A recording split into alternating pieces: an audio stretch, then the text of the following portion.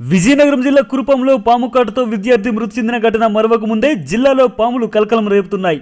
పార్వతీపురం మండలం పెదబొండపల్లి ప్రాథమిక ఆరోగ్య కేంద్రంలోకి పాములు చేరాయి. వైద్యాధికారి గదిలో 2 పాములు కనబడడంతో వైద్య సిబ్బంది ఆందోళనకి గురయ్యారు. దీనిపై పూర్తి వివరాలు మా ప్రతినిధి రాముని అడిగి తెలుసుకుందాం. ఓకే, చెప్పండి రాము. Thank you Murali. విజయనగరం జిల్లాలో పాముల బెడద వెంటాడుతుందని చెప్పవచ్చు మురళి.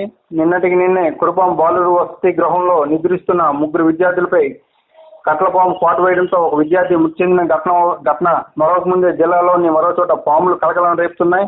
ఈ క్రమంలో పార్వతీపురం మండలం పెద్దబొండపల్లి ప్రాథమిక ఆరోగ్య కేంద్రంలో 2 పాములు చేరాయి మురళి.